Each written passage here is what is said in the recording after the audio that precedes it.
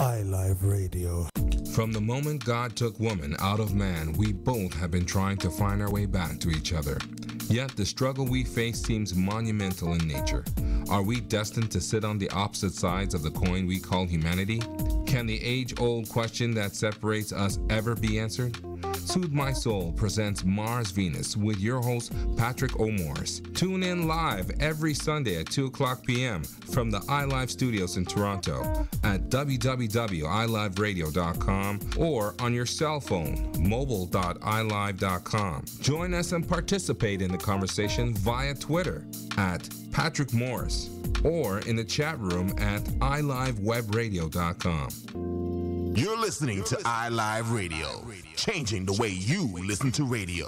iLive Radio. Welcome to iLive Radio. Hi, I'm ODJ, your host from Amalgamation in Sound. Join me every Saturday from 6 to 8 p.m. where I'll bring you the very best in UK soul, house, broken beat, and everything in between.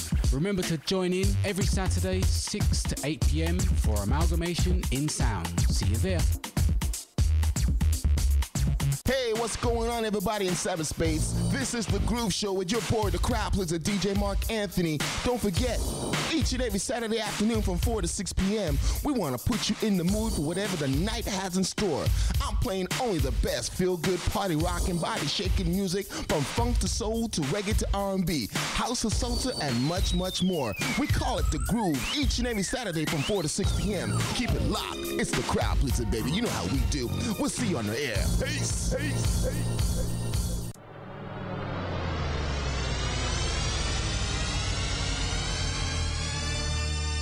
You're listening to iLive Radio, changing the way you listen to radio. iLive Radio. Live from the iLive studios in Toronto, Soothe My Soul presents Mars Venus with your host, Patrick O'Morris.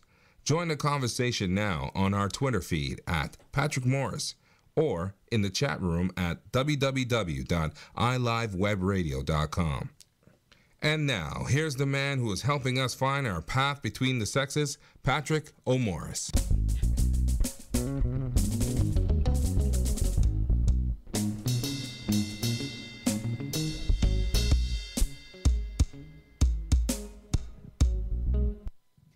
Welcome to this week's show, and boy, what a doozy. Today we're talking about women working in industries that are predominantly dominated by males. And I've got two women with me who do such thing on a regular basis. Kay, maybe you want to introduce yourself and what exactly you do. I am an automotive journalist. So for those that are wondering what that is exactly, I test drive cars and I tell people I like them or I don't. So as a woman, you know about cars. Yes, I do. And that's usually something that I always hear a lot of times women say they go to the mechanic and they feel like they're getting ripped off because they're not really sure what to look at, or if they're wanting to buy a new car, they don't really have a clue. So you know about this stuff. I do. All right. And this is, as everybody knows, this is a field that's very dominated by a few men. A few men, yes. A few. Just a few. Yeah. All right, we're going to get into that in a second. But I've also got Keisha with me, and she also works in a field that is also predominantly male. Yes. I'm an IT consultant, and I predominantly have done development. So I was a software developer just recently going to BA work, but I started off being a technical programmer. Okay. And that's the field I'm in right now. Now, from the get-go, why do you think that that these fields were dominated by men to begin with? Like, why do you think women, was it that women weren't interested in joining these particular fields, getting to automotive or into IT? Well, I think it's two things. It's society saying what women can and cannot do at an early age. I was blessed that my parents weren't really into the gender roles. If I wanted a toy car, I got a toy car. So my closet had Barbies and Tonka, and not everybody had that. So I only found out liking cars was not cool when I hit high school. Right. You know. Right. I would say the same thing. I think it's just definitely early stages of what we should be interested to. I think a lot of girls are always pushed in a certain direction, as they like the creatives, not technical, not physical, and the boys are pushed in a different direction. So is this a more of a society thing or a parental thing, or? It could be both. I mean, I'm lived in a West Indian household, so the preference was definitely on my brother in terms of the things that he should be doing as opposed to what I should be doing, which was more, what's the word, domesticated? Mm-hmm. More domesticated. Domesticated. Not You like say that so anything- softly. Because I have to, because of the word. Domesticated. As opposed to driving a car, then I do it a different Is way. there something wrong with being domesticated? There's nothing wrong with being domesticated. Because there are domesticated men out there. Oh, that's nice. But anyways, I'm sure they're very nice. But I don't think there's anything wrong with being domesticated. But I think it's where that becomes a problem when it becomes less of a choice, more of an expectation that you should be domesticated and that should be your strength. I think that's the only problem. Exactly. Yeah. So it's about there being a child. So either one of you have children? I do. Okay. And I do. yeah. You're Okay. a smart woman. I mean, they're great. Sorry. I hope they're not. I hope your kids are not listening Next right show. now. Next show. Yes. So when you look at raising your boys, girls, Yes. both? Both. Yes. Okay. Girls. So when you look at raising them and looking at the field that you're in, Right. and is there a difference in how you How I treat them. how you treat them? Do you domesticate your daughter more than your Not son, at or all, and how does that work? And I feel like I failed, man, because I mean, she's a tough girl. She's a tough girl. I'm just kidding. I don't think failed, but in terms of, she's different. She's different. So is my son. They're both. I think I almost flipped roles in a sense. My son's very, he's very sensitive and he's very in tune with his feelings because I kind of push that to never be afraid of that. Because on the guy standpoint, they're pushed to not kind of delve into that part of their personality. But with my daughter, it's been more like, okay, yeah, I know you got feelings and stuff, but you got to make sure you massage these other things, like in terms of strength and being courageous and not caring and being a little bit bossy if you have to, things like that. So I purposely flipped, figuring that society will take care of the other stereotypes they're supposed to be. So that's my thing, my crazy household. So when you go to work every day, and you're surrounded by a lot of guys, how does that work? How do you face any sort of challenges with that? Do the guys just welcome you with open arms, or do they just consider you as eye candy, or I'll let you go. what do they do? There you go. Let me just put it this way. I don't look like most automotive journalists. Correct. Most automotive journalists tend to be a wee bit older than I, a little bit lighter than I. Okay. A little bit. A little bit lighter. Okay. Yeah. And a little bit more male than I. So when I go to events for automotive journalists, I've gone where they'll put you up in a hotel and they'll send a car for you and the guy will be waiting and you'll be like, hi. And they'll be, no, we're waiting for journalists. And you're like, well, I'm one of them, boo-boo, so you need to drive me where I need to go. Boo-boo. Yeah. Boo-boo. Yeah, Okay. yeah. Yeah, you can have fun with this. Okay. Yeah, when you go to certain events and you walk in and people turn around and stare. But it works both ways, though. Everybody knows who I am.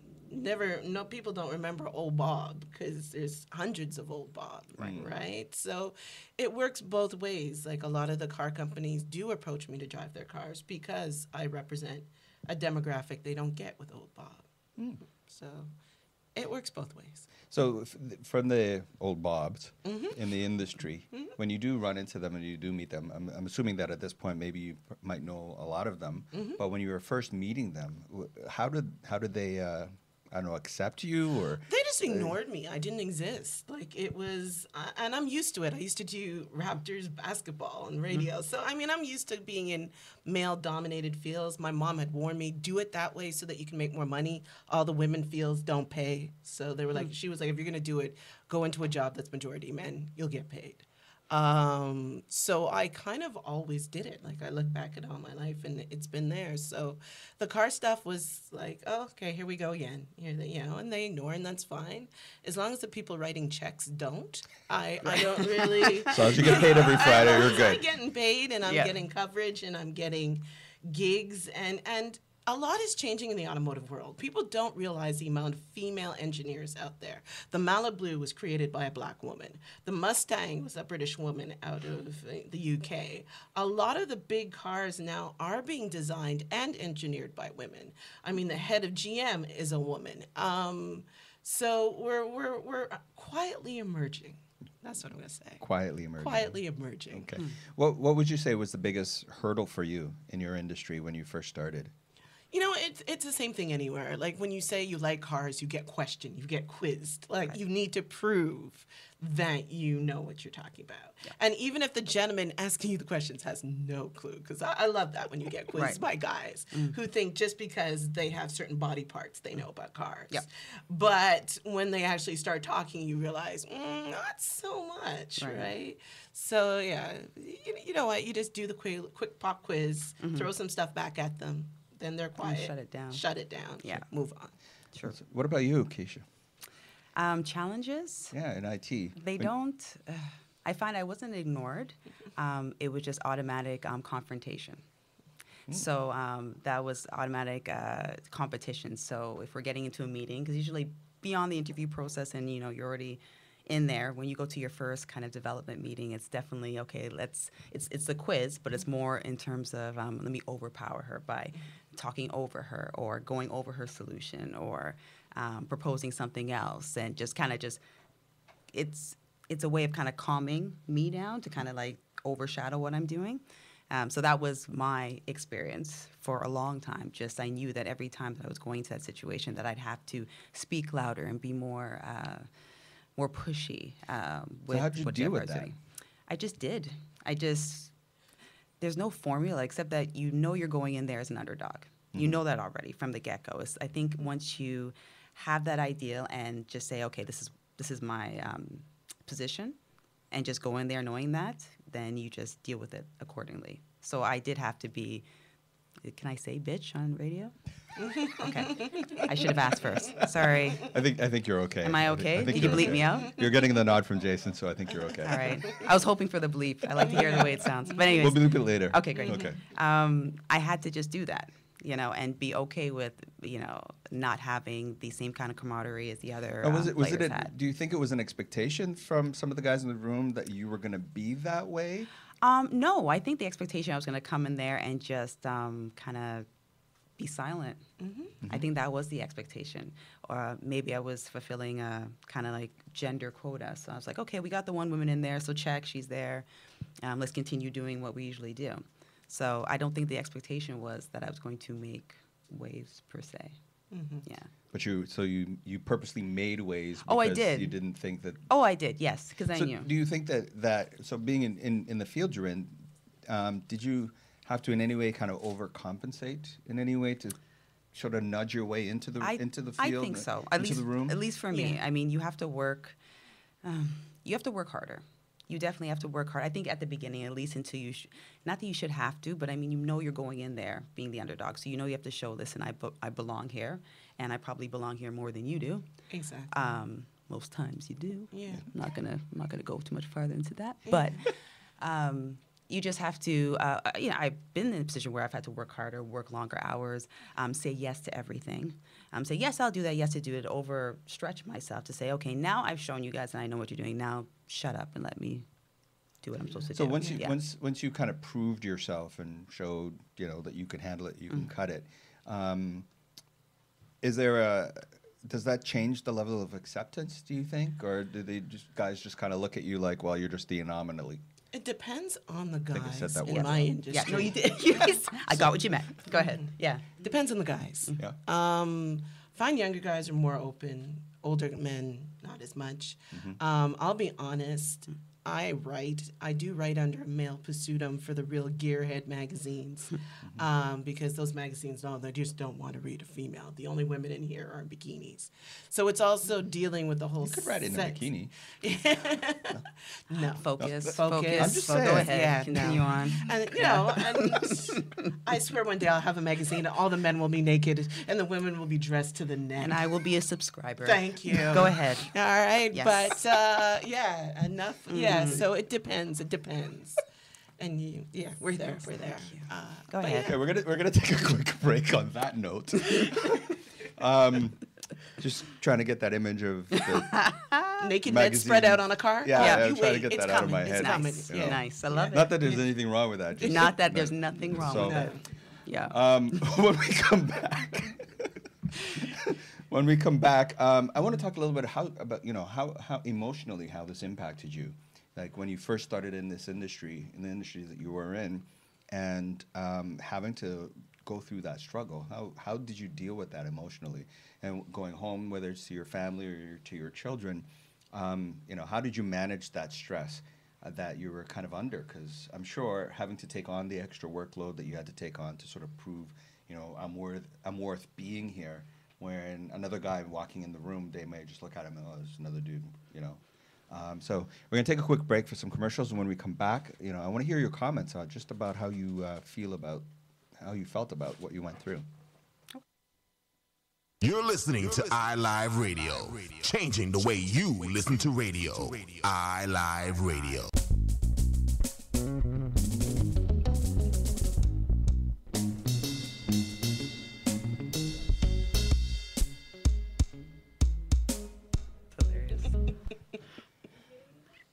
Welcome back, everybody. So, I'm sorry, I'm still trying to get the magazine out of my head because these guys will not leave it alone. So I just want to talk about, as I said before we took the break, how did it impact you emotionally around your family, your friends? How did you kind of deal with that stress, de-escalate, escalate? What was the process for you? For me, it was very stressful. Definitely. Just knowing that you belong there, that you put in the work. I mean, I went to college, I got the grades I need to do, I had the understanding. So it's more of kind of like, why am I going through this when I've done the work to be here? It's not like I've just popped up here. Mm-hmm. So for a long time, for me, it was emotionally draining, definitely. But it was just something I just thought I had to continue doing until I got to a stage and the resume got longer to be able to say, okay, I don't have to prove myself anymore. But in the meantime, definitely draining, definitely stressful, especially coming home to kids that are part of that, they're a benefactor of the fact of your job. So you're thinking, oh, okay, I'm getting ticked off again, but I also have to make sure that I keep going because I have to, take care of everything, right? So how did you do that? What did you go to the gym and, did you create a statue of a dude and kick the heck out of that? Like, what did you do? A lot of wine. A lot of wine. Okay. I'm not ashamed to say it. And gym, yes, as well. But, wine, more wine, yeah. You know what? I had some great guys around me that helped with all of that. We have a really big sense of humor. A lot of the times you laugh it off. But I was making sure that every article, every radio show, everything that I did was correct. Like I made sure, the cylinder was correct, that this was the correct, because I was so afraid, should I ever make that one mistake, I will never recover from it. It's not like a guy that can go out there and make a mistake and shake it off and keep going. It's having to be flawless at all times. Definitely. So having to be perfect. Yes. And try to live up to those expectations. Was that hard? Like, your stuff, you're going in, you're pretty confident, but then everybody's looking at you like, this pressure's there. Yeah. It is what it is. I chose this role, and I roll with it. I've been blessed that I did know a lot about it, and we go with there. Okay. We've got some comments online, and I'm going to pass the mic over to Stephanie, who's just going to read some of the comments. So we have a question from Michelle George who asks, how does your race factor into this whole scenario? Huge. I almost think that you cannot talk about you being a woman in the male-dominated field without talking about you being a black woman in the male-dominated field. You cannot separate them, I personally think, at all. And being in my field, which I'm sure is yours, is a white, male, older, dominated field. I was the only black student in my class in the 4 years that I was at Seneca College, and also the only woman who graduated out of my class. Wow. And that represented the work field automatically as well, too. Being black in the IT industry, I've yet to meet another black female developer. I'm not saying she doesn't exist, but I have not as of yet.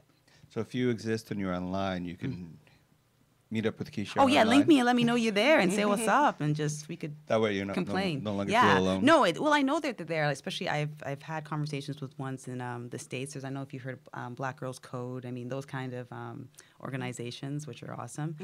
So they are there. I just haven't physically been able to work with one as of yet. Yeah, there's a few black women in my field as well, some race car drivers and such. A lot of them There's a in black female That's race awesome. car there's driver? there's more than one actually. Wow. There's more than one. And we've Learning linked up. something today. Yeah, we've linked up in the States. I'm more in the American side. Yeah. What I would like is to no longer be known as one of the only.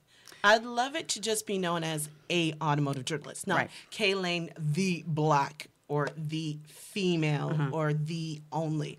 I will feel good when I just am Right. an auto journalist. Right. And in my field, to be on TV or in radio, they still prefer blonde, blue-eyed. Of course. You Yeah. know, and it's a very old school automotive industry. So as I sit in front of them with a big old afro and fuzzy hair and darker skin and This stuff ain't helping. this, It's not helping. Yeah. not in their world, right? But hey, you know, sometimes it pays to be the chip and the cookie. Yeah. You know, so it goes both ways. Agreed. Being a black woman in your industry, I guess some people might say, well, you know, being the first, it might be something that might help you. You know, it might help the next generation who's kind of looking, saying, you know, I can do whatever I want to do, or it could be a marketing thing that you could sort of play with. But do you see yourselves as I don't know, a trendsetter, a role model, you know, that somebody else could look at to sort of say, I can achieve? I fell into that, and I'll take it on. Yes, I do see myself as a part of a role model.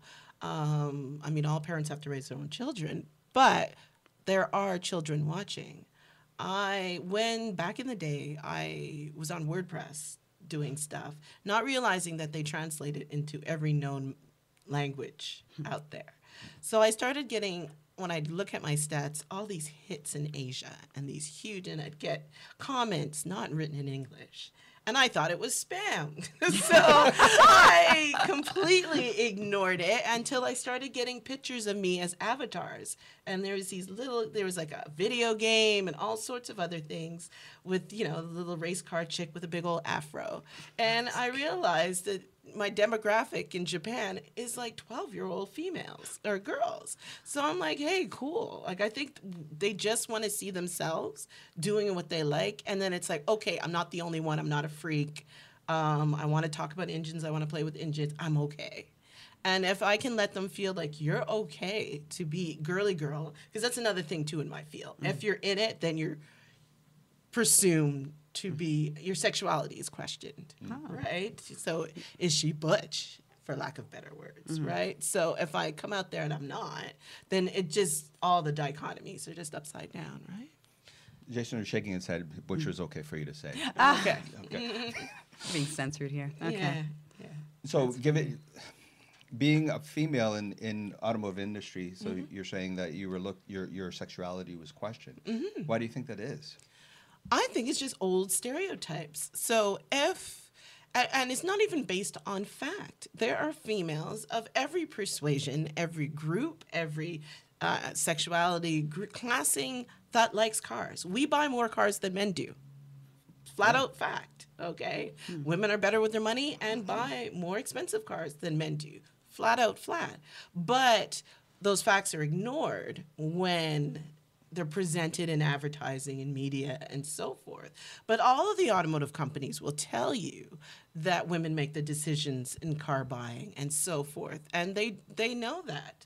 But, you know, there's still an old group out there that are trying to, you know, perpetuate the dinosaurs, the bobs, that this isn't it. But you know what? It's all good. Evolution happens. Whether you wish to evolve or not, We're going to talk about evolution in a second. Evolution happens, yeah. Okay, define for me a bob, because you've used that. A bob. I Yeah, love define it. a bob. You've used that terminology a few times since we started this. What's a bob? A bob for me is just a polite way to say old, whiter men that don't want to change. There's a lot of progressive older white guys, so I'm not speaking for all. None of this is all, but there's still a lot of old guys, mechanics, journalists that believe it was a male dominated. It was where men went to be safe and beat our chest, build an engine. kind of field, and here I am coming into your garage yeah. and your world, and yeah. So, okay, now we know what Bob is. We've got another question online. So we have a question from AlleyCat1 who asks, what leadership strategies or tips can you give other women? It's a great question. Yeah. I'd say first, know your stuff. And I think that applies to obviously anybody entering a field, whether you're male or female, but specifically for female, you have to know your stuff. And I think you should almost aim to knowing it more than the people that you're working with. My biggest thing in my field, I always used to laugh and saying, okay, are you getting paid more than me? I'm just curious. In my mind, I think that in the sense of thinking I need to have my skill level in the sense that at a level where I feel warranted to ask the questions I need to or push the initiatives that I feel are right for a certain project or whichever. So definitely know your stuff. Be confident with it. So not just know your stuff and be silent with it and be humble with it.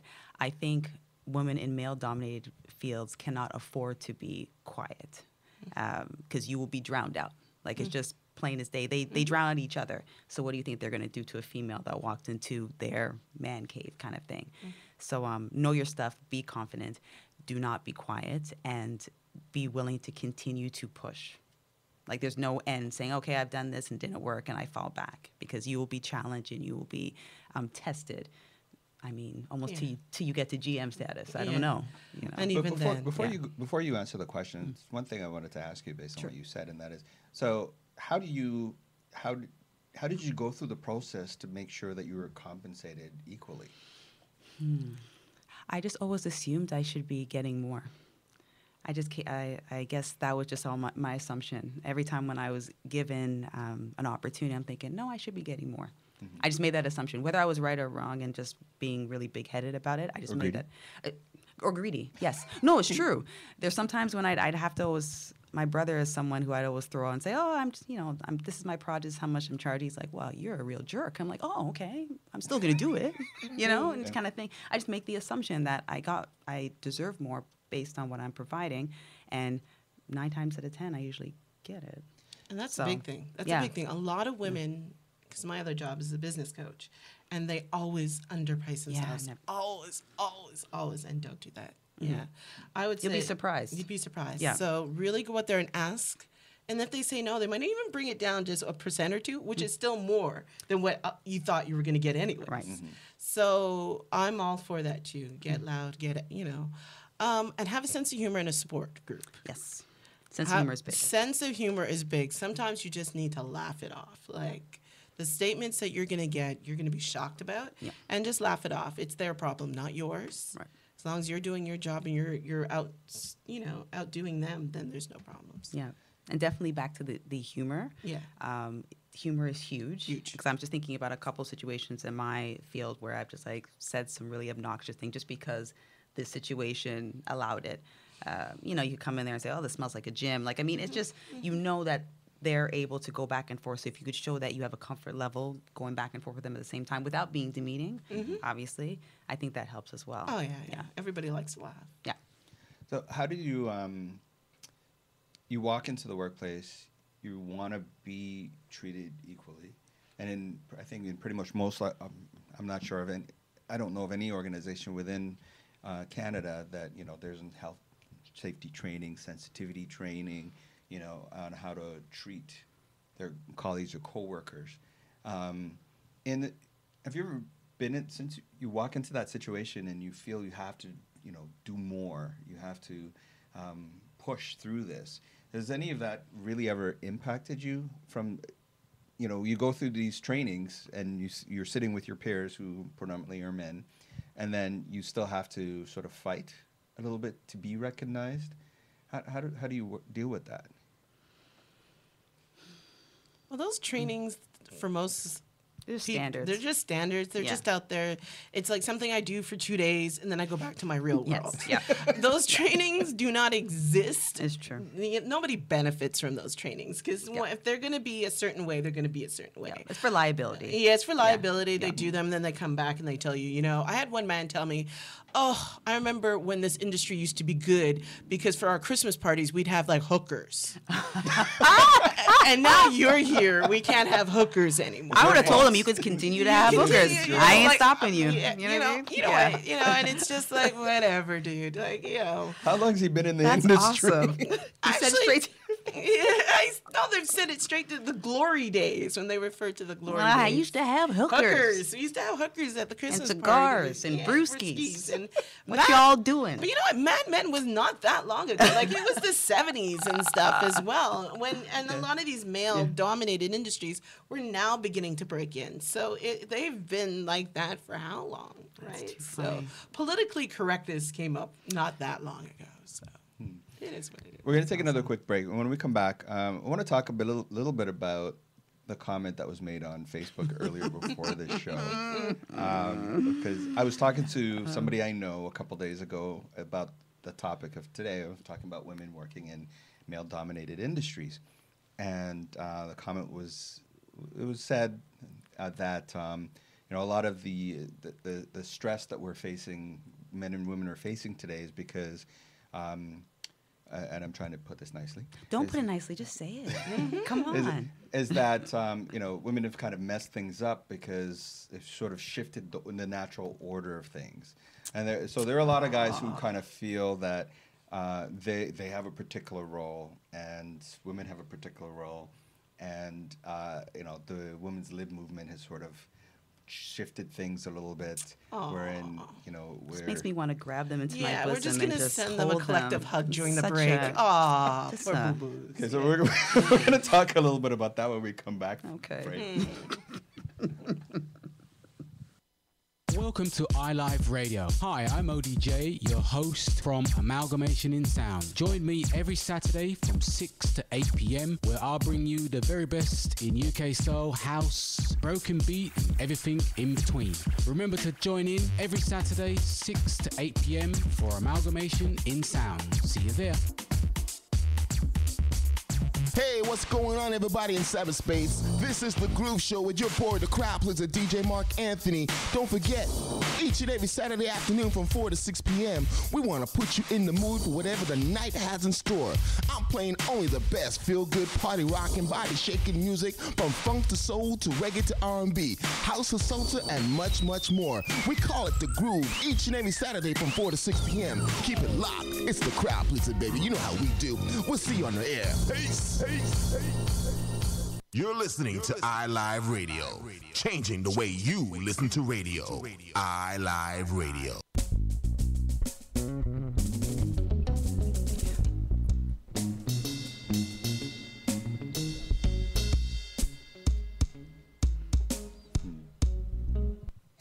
Welcome back. So I posted a little earlier today just a comment that my friend had said about women sort of messing things up, the natural order of things.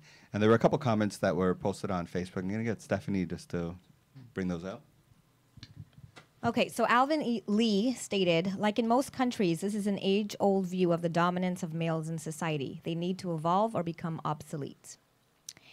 And Michelle George stated, this should be very interesting. I have been conflicted about the issue for quite some time as I look around and see the level of dysfunction. But since cell phones and social media, I now think technology is the biggest culprit to messing things up. The family unit and its function changed with women being liberated. As we evolve, men must too. Women are here to be partners, not servants to their husbands. Times have changed. Why are we here is not as important as what we do to fix the things that are wrong with where we are. I look forward to this discussion with an open and eager mind. And we also have a comment from Ezekiel who says, the role of women changed because society changed. You don't have to be physically adept to be successful or powerful because we've created a society that is very different from what it was. It had nothing to do with women. The minute we started valuing, where am I? Academically, women do much better than guys on average. If people want to play the blame game, then society is the way it is because of men. As the head, men were largely responsible for the path society took. Not anymore, though. Wow. Mm-hmm. So there was a couple things that were said there. Some of the fingers were pointed back at men, saying society is the way it is because of men. And there's some comments about social media and technology. But being in the field that you're in, which is male dominated, has that impacted you? How's that impacted you as a woman? Has that impacted your relationships with men, with other women? Like, how's that impacted you? Has it turned the natural order of things upside down? I don't think so. I think for me, way I am in work is the same way I am personal life too. I don't think one affects the other. If anything, I love seeing strong women more so because I don't see as many in my field. So when I see, it's kind of like, hey, what's up? It's this, it's a great like bonding moment, if anything, and that to me makes me crave that even in my personal relationships as well at that same level. But as for how I would deal with males, whether I'm working with them or not, I deal with them at the same level for both circumstances, I would think. Yeah, I would say the same thing. Yeah. No real impact the guys around me. I mean, most of them expect, okay, if we're going car shopping, I'd play a more dominant role. Right. But outside of that, getting called a lot to go shopping for cars, nothing's really any different or changed. I look at my parents. They've been married almost 50 years now. And their thing was the house is a joint pot. And everybody did what they were good at. So it didn't break down into gender. It's what they liked to do and what they were good at. And the two of them together would get through it. My dad knew how to cornrow my hair. He knew how to take care of all of his children, and he would get us ready and cook on weekends because Mom didn't want to see a kitchen on the weekend. So Dad was all over it, right? He had this. He'd take the kids and do what he had to do, and Mom would stay home in the bathtub. But that's wonderful. Yeah, awesome. Yeah. Like she was like, I'm wiped, and he was like, okay. So we would go and do dad escapades every single Saturday. And I don't think they looked at themselves as progressive or were upsetting the apple cart because of whatever. They just saw it as a team. And this is how our team works, and it goes. I do remember being told, do not go into female-dominated workplaces because you don't get paid. And I think if they did get paid, then all those jobs that we're taking from men, they can go take what we had. You could go do what we were doing, and there you go. But you don't want to because they don't pay as well, right? So that's where I would say the apple cart is being upset because we're just trying to get the same, right? So society says, in today's progressive society, it says, men and women are equal, men and women are the same. And but are we? Oh my goodness. I have these arguments with my brother about this all the time because his standpoint is saying, okay, if you want equality, then it's got to be equality across the board. So that includes like chivalry and things like that. I'm like, I don't have to necessarily pay for a date or open a door, whichever. I mean, all across the board kind of thing. So for me, it just boils down to the freedom aspect. We are free to choose which side we want to be. If we want to be submissive, if we don't want to be submissive, if we want to be career-oriented, if we don't want to be career-oriented. I just think the expectation or the force, the patriarchy has to just kind of die down. Everybody just go into the role that they want to go into. I think it's the freedom to do that as opposed to just, this is the role that has been formulated for me and I have to go in that direction. I know that's probably like not a solution, but I just think there's so much, I don't know. It's a big question. But it could be a bonus for men as well, though. Now you get to do what you want to do, and if that was not seen as manly, you could still be manly and do it, right? So I think the freedom to choose benefits everybody, because men also had shackles mentally on them as well. Don't cry, don't do this, don't get support, don't do that. So I would love to see all of that break away as well. There's, I've had this conversation with a lot of women, a lot of men, a lot of women, and there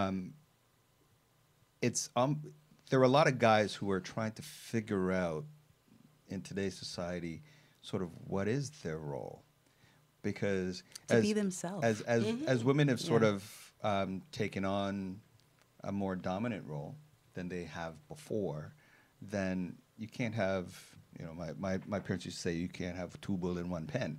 You can't have two dominant individuals in trying to be dominant in a relationship. And so being able, guys coming up today, there are a lot of guys who are like, I'm not really sure what does this mean? Because they're trying to figure, okay, so You know, if you're being, the women's movement is kind of like, well, you know, we can open our own doors, we can do this, we can do that, and but then they meet another woman who's like, well, no, I don't want to do anything to do with that, and so sometimes there's a bit of confusion for guys as to what exactly do women really want. I don't sympathize with that at all. I'm sorry. Just because, like, everybody's different. Everybody's different. Every male is different. Every female is different. What works between this female and this male might not work. So that puzzle has to shift, and that female goes to another person that now complements whatever her skill set is and whatever her goals are. And same thing with that male. So that confusion, you know, like, I don't know what women want. Well, what do you bring to the table? What does that female bring to the table? And how do you both mesh together? I don't think it's this whole, like, well, because, you know, she's strong and I can't be. I've seen two dominant people be in the same household and, you know, be married for how many years. So I think it's just whatever works in terms of personalities and other you know. And you don't have to be dominant at the exact same time. Well, that's the thing. For one moment you might be, next moment the gentleman be. But I do see the point that they are getting at. I had a woman come at me, actually, from a different cultural background. And she was like, what you West Indian women have done wrong, or black women have done wrong, is that you're not allowed now to be women. You have to buy the bacon, cook the bacon, serve the bacon, you know, while we get we're allowed to be women, and you're not. You have to do everything yourselves now. And now the guy's expected to do nothing. In our culture, our men do stuff for us, and that's where you went wrong. I love that you're so strong, but now you guys have to do everything. Oh my goodness! And at first, I almost wanted to be offended. I know. Yeah. I almost wanted to be offended when she came at me, but then I think about it as she gave examples, and you were like, "Well, yeah, we teach our girls to do everything and to be super strong and to do all of this." And then I think that's where the dichotomy comes, because we're not building up our boys to be equally as super strong. So now it's like, well, she's stronger, and that I do see where that is coming from. But I think if we build up everybody, your boys and your girls, and tell them they can both play in the sandbox equally and do whatever they love, and instead of what society expects, that everybody will be the better for it. So there was a time when there was, you know, clear boundaries, males, females, and now the lines are being blurred sort of all over the place. And is society really better for it? I think so. I think so, as opposed when there was, like, you know, World War I, World War II, and the men went to war, it was the females that, you know, were the ones in the factories, the ones who were taking care of their family, but also becoming the breadwinner of their household. So I think based on whatever the circumstances, people are shifting to fill the roles, and it does make things work, per se. So even right now with the roles being blurred, I think it just benefits everybody, because it's fulfilling something, whether or not, depending on what time period we're in, right? So you got to evolve or be left behind, because people can use that same argument. Oh, slavery, back in the day, things were so much better. Those Negroes were out there plowing and doing all the hard work, and we sat back and had benefits. So how's that any different? Like, evolution's going to, you know, those on top are going to feel it for a bit, but evolve and move with it. So, yes, there's going to be somebody that has to lose. They can't come home and do nothing. And before, that might have been an option. Great, Yeah, so, but there's also a lot of benefits financially from having two wealthy people in a household, as opposed to one breadwinner that's doing everything. We're enjoying some of those comforts today. Home ownership is up, and all of that stuff that happened as well. So it goes both ways.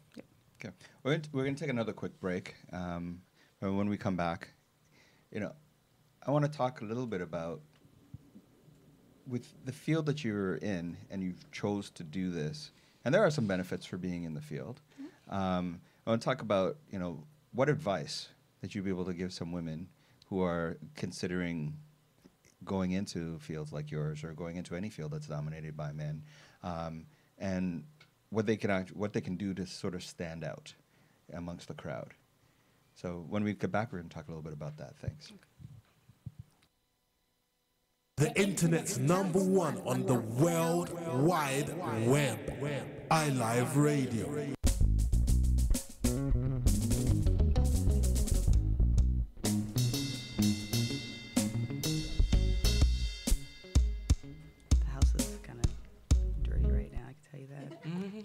Welcome back, everyone. We do have some questions online, and I'm going to hand it over to Stephanie, who's going to read this off.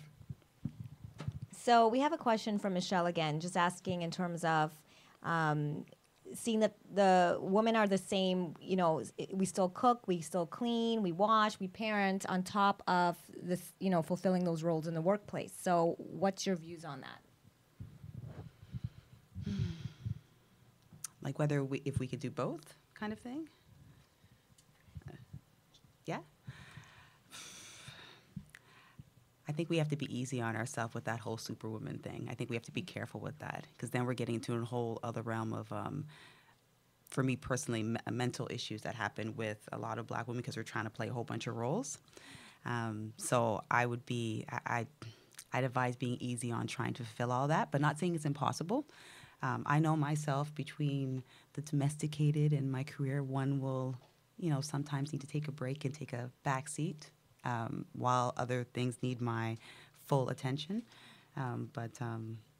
Yeah, and give up some of those roles in the home. I think we have to raise our sons Yes. better for the next generation so that it isn't on the woman to get all the cooking, the cleaning, the this, the that, the whatever. If we raised our sons that it was normal for them to do it, then they'd be more active in doing it and seeing themselves in these roles.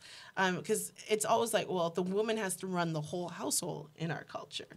Why don't we just delegate and share the responsibilities? Then it wouldn't be as rough. So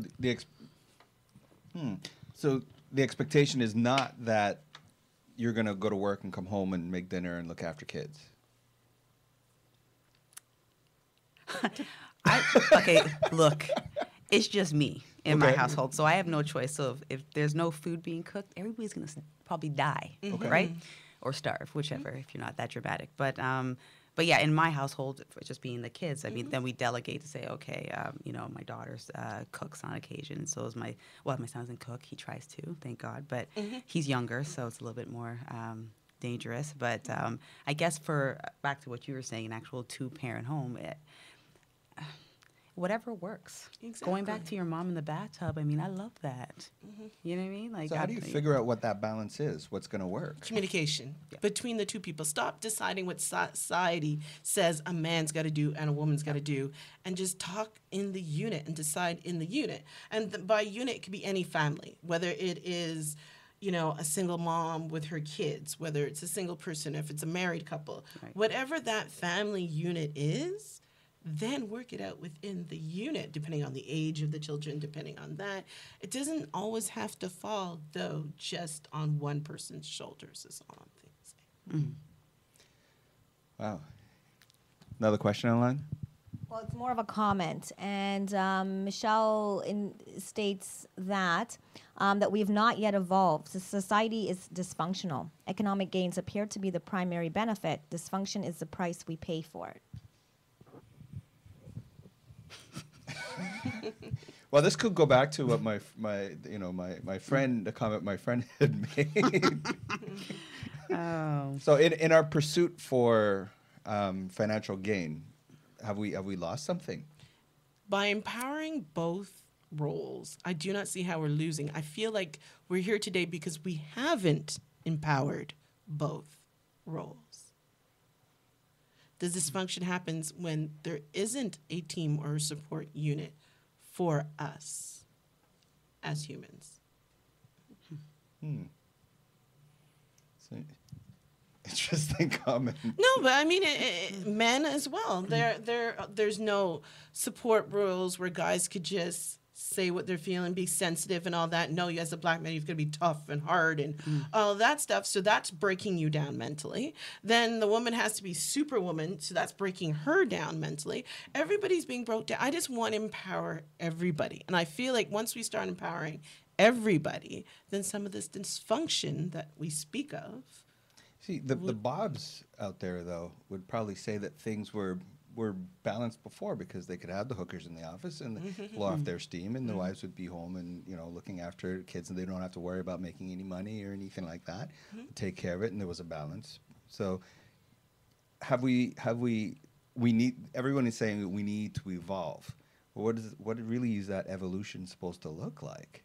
And even some of the comments on Facebook were saying, you know, guys need to evolve and realize, you know, that we need to share the world. Like, but what does that evolution really actually look like? Because I'm sure back in the day, Bob's looking at society today and saying, "Oh, society's a mess because, you know, we can't have hookers in the workplace anymore." Mm-hmm. I think Bob's that continue to hold on to that thought process will just, they won't be as successful as others that have been part that evolve. Mm-hmm. So I mean, it's up to them. I mean, they could still continue to hold on to that thought, and they will. I mean, their businesses will not be as successful. We have shown that. You know, when you don't evolve, your business go down, your personal interactions go down. I mean, that's just the way it is. And I mean, eventually you're getting older, and the younger generation is taking over. So it's one of those choices: where evolve or kind of not, right? Has the pursuit for financial gain, from a family standpoint, having both parties going out to work and less time at home with the children and all that sort of stuff, have we really, I guess society on a whole, have we really benefited a lot for that? It's a good question, and I'm going to go back to my parents again. And I only realize how weird they are now as we sit here in this basement. So my dad was a police officer in Barbados, and he wanted to come to McGill University in Canada, and that's how we located here, because he wanted degrees from McGill. So Mom went along with it, sure, whatever. Mm-hmm. She was an advertising exec. So when we came here, and my dad originally came to play football. He was quite a jock who got injured right away, so it never occurred. So he went off to school, and they had me. So my dad was a stay-at-home mom, for lack of better words. I went to school with Dad. Mom made the money. She was an ad exec, and she covered the bills while Dad got his education. By the time I hit kindergarten, Dad had gotten his education and was out there working and earning more than Mom. So they flipped again, and Mom stayed home. And Dad went out to work. And then she stayed with us for the majority of the years till Dad retired, and she decided, okay, I'm ready to go back out. So she's out there now. He's retired. So they've been flipping back and forth. I don't think they had a blueprint. I don't think they listened to society. It was whatever worked for them. You know, when Dad started running he eventually owned companies. She helped him run them. And they were just a team. So that was it. And I just think once we get rid of all these expectations built on nothing, and just do what makes you happy and is better for your kids, looking at your children, and then everybody helps out. Whether the father's in the home, not in the home, if they took a more active role, then, and we supported everybody, then you would see benefits all around. I think that's a pretty good, valid point. Unfortunately, we don't have enough time to, completely exhaust this subject. We can't do it in an hour. But a few key things that we talked about, and really, we talked about the communication piece and being able to, whatever the dynamics of that relationship, family is going to look like, there definitely needs some communication on how exactly that's going to work, which I think is key. I do have a friend of mine. He stays at home with his 3 children. They're quite young, and his wife, goes to work, and that seems to work for them. Mm-hmm. And they figured, out how exactly that works. That may not necessarily work for everybody, but I think it's key what you said is everybody really needs to be able to sit down and figure out what is going to work for their particular household, and maybe. From what you're saying, the women's lib movement that has created a sense of choice for everybody, right? Wherein it's not about the defined roles that everybody particularly has, but this freedom is there now to sort of swing back and forth, like with the example of your parents. We've got a couple more minutes before we do go. I just did want you guys to sort of give some advice to some women who are looking to enter an industry that is dominated by men. What would you say to them?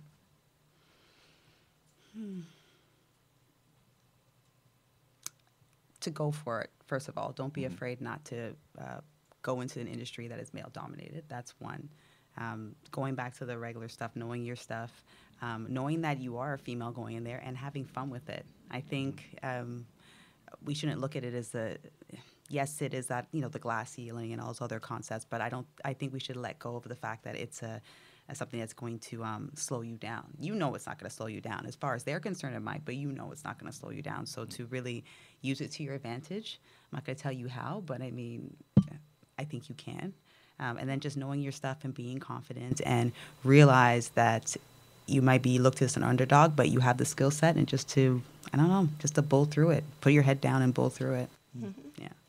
And I agree with everything you said. And I just add on, for all the mothers and fathers out there, let their daughters go after their passion, whatever that passion is. Because I think it starts at a really, really young age. So just encourage whatever it is. I don't care if they want science sets, because we're seeing women not entering sciences and mathematics, at the same level as men are. Yeah. So and the toys out there, don't even get me started on gender toys out there.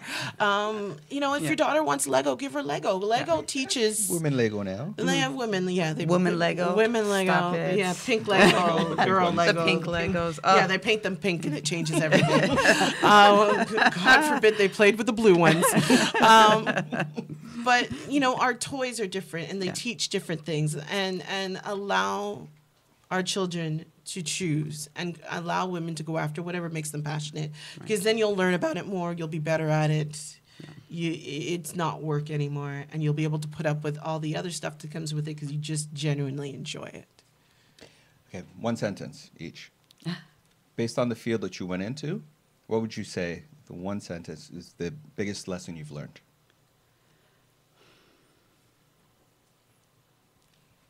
It pays to have fun.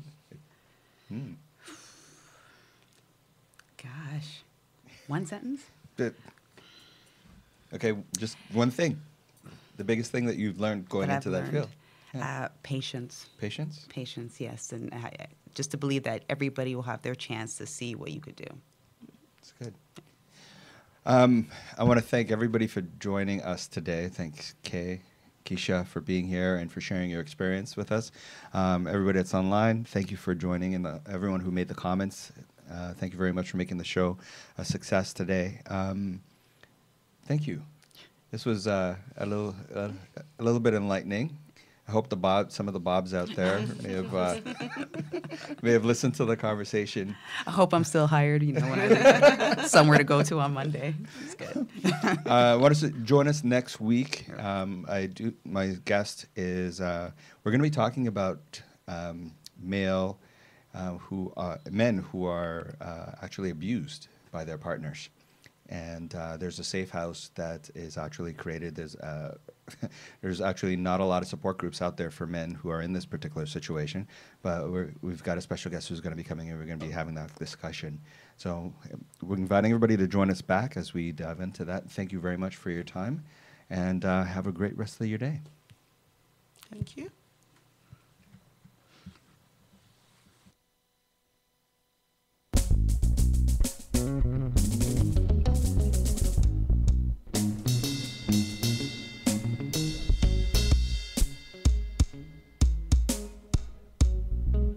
Best internet radio station around. iLife Radio, the new social network.